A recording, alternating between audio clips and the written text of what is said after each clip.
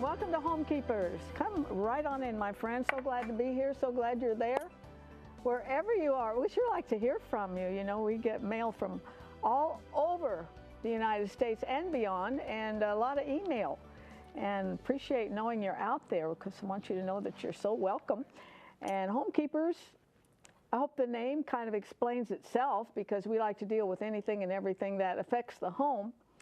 And I have a return guest today, Mr. Rick Rodgers, and he's talking about something that is very, very important to every homekeeper and every individual, probably, as far as that's concerned, and that's money.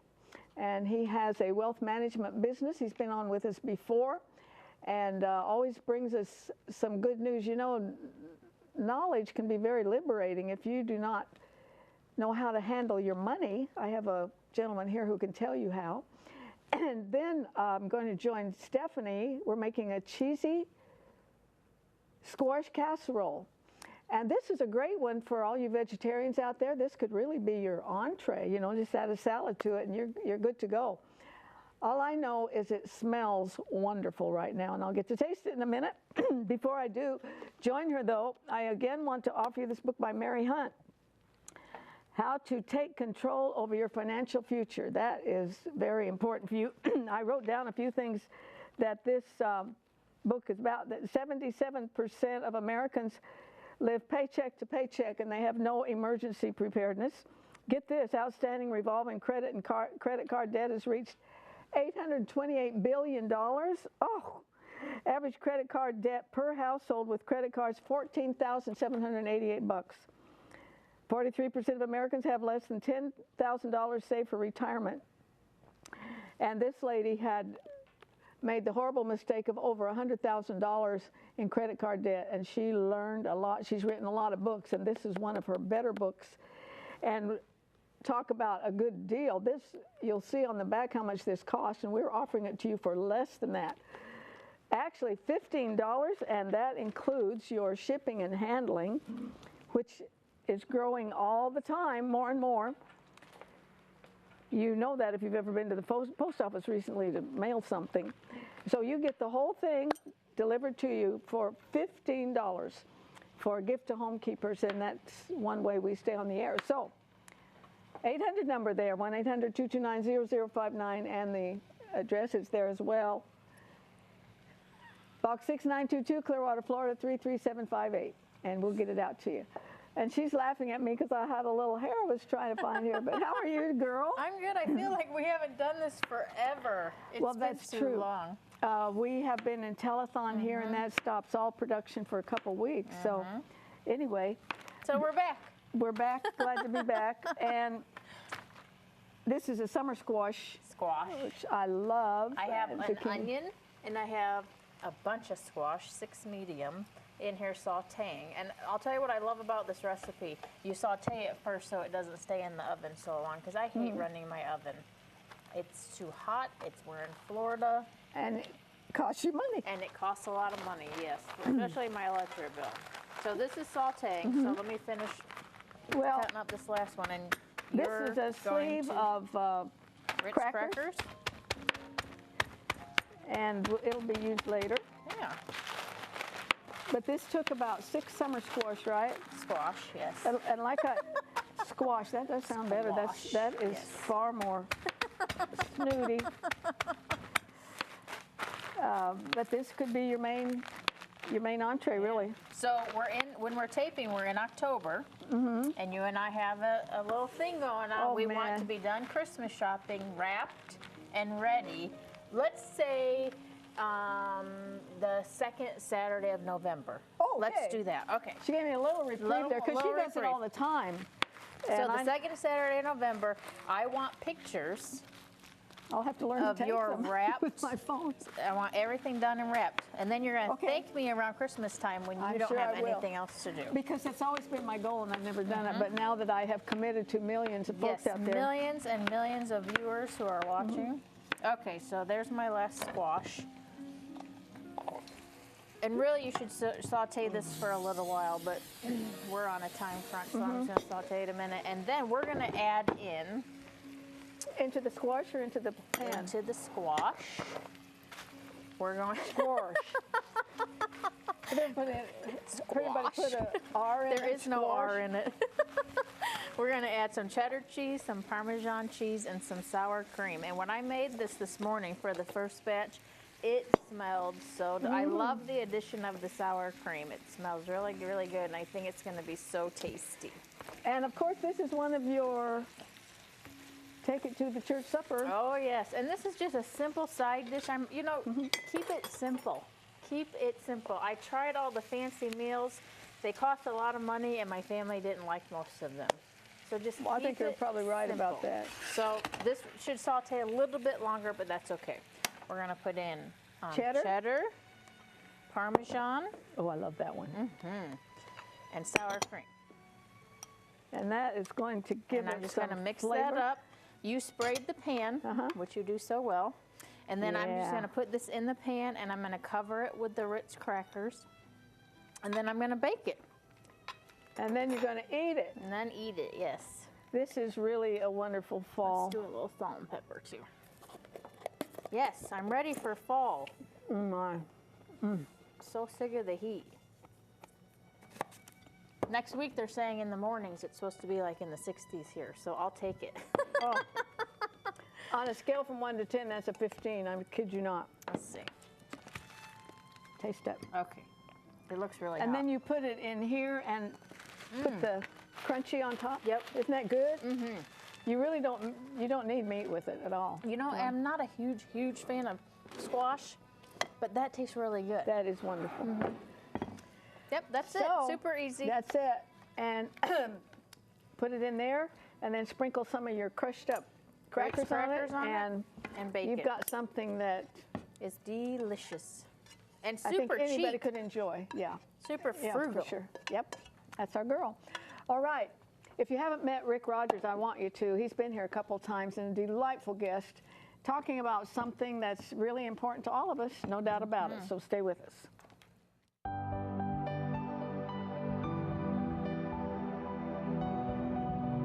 If you would like a copy of today's recipe, just write to the address on your screen, or you can email your request to arthelene@rippy.org.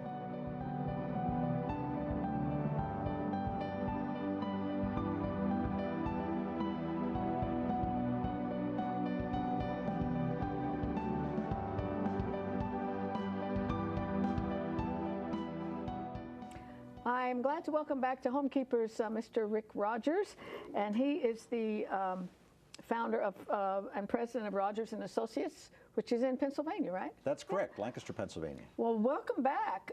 Thanks for having me. There's, I'm picking up more and more interest about people wanting to prepare for the future, and some of them are in such a mess right now, but you're around there to help them get out of the mess. Let's review something. You wrote a book called The New Three-Legged Stool. Last time you were here, we talked about it. Briefly review those three legs. Well, let me start with the old three legs, because most people don't even know what the old three legs were, and they were Social Security, pension, and your personal savings. So back in the 70s, retirement planners theorized that in order to have a successful retirement, for being financially sound, you needed those three legs. Well, Social Security is wobbly at best, probably still going to be around, but it's probably going to change. Pensions, they can't get rid of fast enough. Corporations have already done so, or mostly have done so, and public pensions are certainly under scrutiny right now because of Detroit's bankruptcy, which was largely due to of pension expenses, among other things. And so we need a new three legs. And it can also make your blood pressure go up a little bit when you see what Congress gets. That's right. Because that's my money. Yes, and it's I don't think they earned it. Well, I think that's a topic for another show. Okay. And so we need new three. Okay, what are the new three? And the new three legs are your tax-free savings, which is your Roth IRA, your tax-deferred savings, which is 401k and IRA, and your after-tax savings, which would be your investment accounts. Having those three legs not only is going to give you the ability to have a financially successful retirement, but also to do it tax efficiently, which is what the book's about. And let's go ahead and put his website up, because you could get the book through that website, and we'll just leave it up for the rest of the show. Now, you have been on the 700 Club and Fox News, and written articles for in Wealth Manager, New York Times, and Investment News and Smart Money. So let's go back a little bit. Whatever got you interested in this? Because you have to make the very complex simple to people like me. That's true. Wow, it goes way back. When I was 13, and this is how a 13-year-old mind works, I wanted to have money because I thought that we were poor. Now, I thought that we were poor because my dad's philosophy on money was never spend money on anything ever. And so, and being, he was the sixth child of 15, and my grandfather lost his farm in the Depression. Understandable. And so that was his mindset. And so we would just do whatever he could to avoid spending money on anything. And so I thought we were poor. And in order to have money, I thought I needed to be in a profession that was around people that had money. And that, to me, was either banking or investment advice. Banking sounded boring. Investment advice was the career that I started on. And so I pursued it and worked my way into getting a job with a big Wall Street firm, and worked there for 12 years before starting my own firm in 1996. And now we become clients' chief financial officer, advising them on anything that has to do with money, paying off debt, investment management, minimizing taxes, estate planning. If it has to do with money, we want to be able to offer advice. How long has there been such a thing as an investment advisor? In years or decades? That hasn't always been there. I know my first job with the store, they paid me with an envelope with cash. Yes. Well, it probably goes back longer than most people would think, because there were investment advisors that were advisors to wealthy families in the late 19th century. And the Investment Advisors Act was passed in 1940, which was kind of regulating mutual funds. And so mutual funds probably in the 1920s, 1930s became more of Main Street using them maybe at a limited, on a limited basis, and became much more popular now as we progressed into the present day. And so investment advisors as financial planners, as personal financial planners like what I'm doing, probably in the 1970s when the certified financial planner started to become a profession. Old. Yeah, so not that old. But important. What do you do with someone who comes to you with, do they put all their cards on the table? They say, do you look at their debt as well as maybe what they have to plan for the future? For my firm, because we are a wealth management firm, and that may not mean a whole lot to viewers because there's not really any standardization, but the wealth managers really are financial planners, and I use the term chief financial officer. So yes, we would want to look at everything, taxes and everything, and come up with a plan to help our clients achieve their goals. There are money managers who just manage a portfolio. So they might have a particular philosophy, they're using stocks and bonds, they're using large companies, they might be using international, and so you go to them just to manage a portion of your portfolio, and all they do is investment management. But the wealth managers are looking holistically at everything. What do you see ahead? Because we continue to print money, print money, print money. Do you think there's going to be like a cataclysmic shift? I hope not. And I know that wasn't the question that you answered. I think, I like Winston Churchill's statement, who said that, you know, Americans are such a great people, you can always count on them to do the right thing after they've tried everything else. And so I think that is what's going to happen to us, is we will eventually fix this problem because our problems are fixable. It's just that we don't have the spine to do it until things get bad enough. And hopefully we don't let them go too far to where they're really, really bad, and we make some decisions. Our problems financially from Social Security, I'm talking about Social Security and pension as I talked about earlier, is that we are living much longer. So Social Security was passed in 1935, and life expectancy at birth was like 63 at that time. Well, now it's closer to age 80, and it takes a lot of money for somebody to stop working at 65 and then live another 30 years on money that you've saved, and it's expensive for Social Security, it's expensive for pensions, and we're just going to have to make some changes unless we all want to be paying in a significant amount of our money to a social system. And there's a lot of demands on that money you have left. That's correct. I mean, you still have to buy gas, you know, and you still have to pay your association fees if you live in a community. There's a lot of things that continue after your money has made a drop. So my advice to your viewers, and I think this is the good news, is that if you want to retire at 65, you're still going to be able to do it at age 65, but you're going to need to do it. The safety nets that we have had in place are not going to be there, are going to be modified significantly. Social Security, they're going to have to raise retirement age. They're going to have to do something with benefits, which probably means reduce the benefits, raise retirement age. Pensions, if they are still around, are going to be significantly altered and probably a higher retirement age and a smaller benefit. So it's going to be more on the individual to save for their retirement. I, along with every other American, see this friendly actor, used to be a politician, walking in a beautiful little American town, trying to advise people about a reverse mortgage. And I have a friend who sells them. But there's something in my gut, maybe you can help me, that said, no. Well, just to explain so that everybody knows what a reverse mortgage is. So you have your house paid off, or you don't even really need to have your house paid off, but have it paid down to where you have some equity. And you can go to the bank and they will take your deed in lieu of either giving you a lump sum of money, which is some percentage of the equity in the house that you never have to pay back, or that they will start giving you a payment, in a sense, giving you your mortgage payment instead of you paying the bank. And that can be on terms of through life expectancy. And so the bank's going to take some of the risk in how long you're going to live, but they are going to be satisfied by the equity in your house. And so what that means is you are still paying interest, or your state will be still paying interest and fees, and they are quite expensive. And in the state of Pennsylvania, they have gone to requiring that you go through counseling session with the counselors that are approved by the state of Pennsylvania before you can even get a reverse mortgage. I would love to sit and listen to that. Well, and that should tell you something about it, because it's probably may make sense for a very small percentage of people in a very specific situation, because essentially you're staying in that house, and as soon as you leave that house, now the bank has your home. And I also have a friend whose mother got one, and then she passed away. It was a nightmare for the heirs. To get it settled. For the heirs. Yeah. But you pay an origination fee. I love all these fees. They just get the neatest names on them.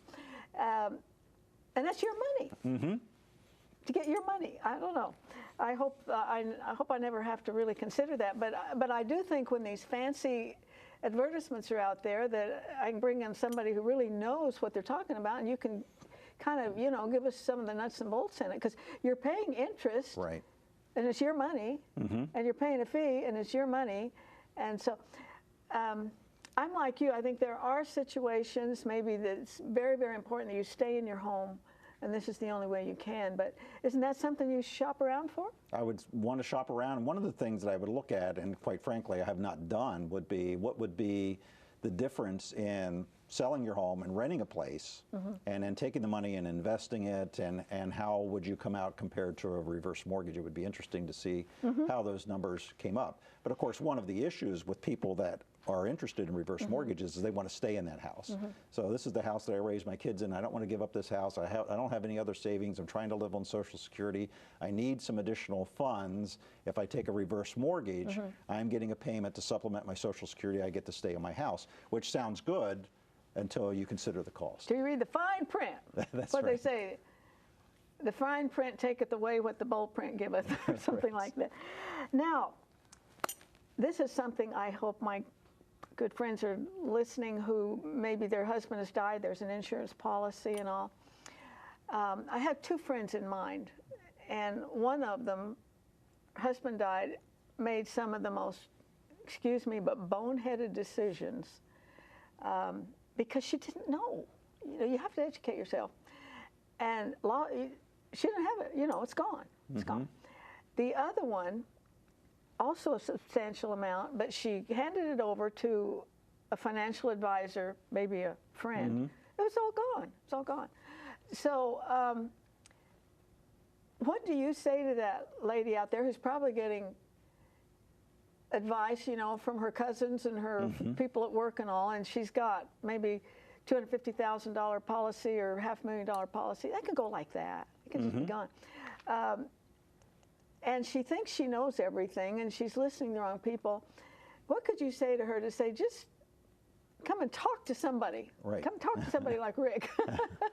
Well, the first thing, we advise widows and widowers not to make any drastic decisions, big decisions, you know, moving out of the house, big investment decisions for at least a year to get through the first year of mourning, because often you're not thinking clearly. It's an emotional time, and to give yourself at least 12 months. But you're a Christian, see. There could be those that would pounce on it. Yes. You know, so remember that too. Yeah, don't pounce. Don't pounce. Secondly, there's an organization, the National Association of Personal Financial Advisors, and it's napfa.org. And if you go to their website, they have advisors who give financial advice on an hourly basis. Hire one of them to do a financial plan. They're not getting paid to sell anything. They're not selling anything. All they're doing is advice. And you can get a plan done for a couple $100s that would really evaluate what's the best use for this money, and it's worth it. And now you know you're getting unbiased advice because they don't have anything to sell other than their advice and time, and they'll give that to you up front, what they're going to do and what it's going to cost. So it's not like you get a big bill at the end. You know what it is going into it. And if you do have someone, put it in the hands of someone, check on it once in a while. Yeah, that's right. I'm sure there's a lot of people out there who get their monthly statement and hardly ever really look into it. And you need to. And you need to know what it says, and you need to have somebody who doesn't have a financial interest. There should be somebody at your church that is good with finances, or somebody that you know that's good with finances, or your accountant who is not in the investment advice but is very familiar with what a brokerage statement is and can explain those things Oh yeah, to get you. yourself educated. Let's talk a little bit about, before we run out of time, the biblical view of money. There's two main things, and one is tithing, which I believe in, Right. and giving to the Lord, and the other one is saving. Oh yeah, I got it here. For saving, Proverbs 6:6, go to the ant, O sluggard, observe her ways and be wise, which having no chief officer or ruler prepares her food for the summer and gathers her provision in the harvest. Right. If you just went to the Bible, you'd probably learn a lot about Yes. how to handle money. There was a lot that you would learn, and I think probably this kind of gets to the core of things when it comes to money. And most people, if you ask them what the Bible has to say about money, a lot of them can come up with 1 Timothy 6:10, which talks about the love of money is the root of all evil. But 1 Timothy 6:6 talks about godliness. The pursuit of godliness can lead to great wealth if it comes with contentment. And then Paul talks about being content in Philippians 4:10 and 4:11. And that's where we kind of are missing the boat, I think, as Christians, is that we think, probably unconsciously, that if we just had more money, it would solve all of our problems, and that more money is going to get to us. And I'm not saying that out of greed. I'm just saying that you know, if my employer paid me a little bit more, if I just had a little bit of money, I could solve all of my problems. And you can never solve your problems with more money. It only makes you more of what you already are. And the Bible talks, those verses that I alluded to, but others, about contentment, learning to be content. And that's what we need to do first. Be content. Find out where God wants us to be. What what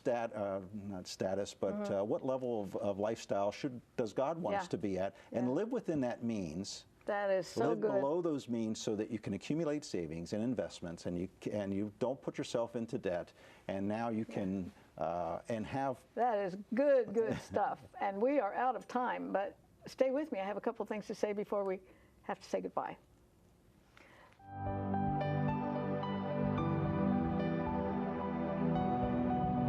Arthelene would like you to keep the following information handy. You may contact Homekeepers by writing to Homekeepers, P.O. Box 6922, Clearwater, Florida 33758, or go to www.rippy.org. Remember, we always enjoy hearing from our viewers, and we thank you for your support.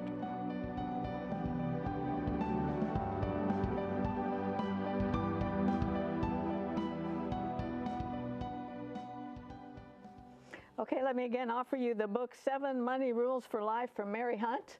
And we have talked about her, and she's had a lot of good books out about money, and from someone like you and I could really talk to, you know what I mean? Well, you know, I was just thinking of a Sunday school chorus we used to sing. It goes something like this. When the sun goes down, I'm not afraid, because when the books are open, they'll be marked paid. I'm just checking up on my payments to the Lord. Those payments, I believe, are found in Malachi, the 3rd chapter, which reads, will a man rob God? Yet you are robbing me in tithes and offerings. You are cursed with a curse, for you are robbing me. That's strong language, friends. Bring the whole tithe into the storehouse and test me now in this, says the Lord of hosts. If I will not open for you the windows of heaven and pour down for you a blessing until it overflows. Then I will rebuke the devourer for your sake, that it may not destroy the fruit of your labor. Now, statistics tell us that many Americans are running on a financial treadmill, and only a few can keep up. Statistics also reveal the pathetic percentages of faithful churchgoers who do not pay tithes. You know, a tithe means giving 10% of your income to the Lord. It's very sobering to think that we, as mere mortals, could actually rob God, but those are his words. But notice, God also promises to rebuke the devourer. That devourer is a sobering thought, because I've lived long enough to watch good people suffer when reaching a point in their life when they should enjoy the fruit of their hard work. But something happened that stripped away the abundance and the profit they should have enjoyed. Not only is the giver blessed, but a nation is blessed when the storehouse of the church is full. That church then has the financial freedom to reach into the community and be a blessing. So if you're lax in this area, I encourage you to honor the Lord and take him at his word. He doesn't lie. You know, it seems that when a minister preaches a sermon on tithing, those who tend to get upset and offended are usually the ones who don't tithe. Perhaps checking up on our payments to the Lord should be something we do on a regular basis. Think about it, and remember, there's no higher calling, none, than that of a homekeeper. God bless you. If you should miss a Homekeepers program, you can catch up by going to www.ctnonline.com. Click on CTN Programs and then on Homekeepers.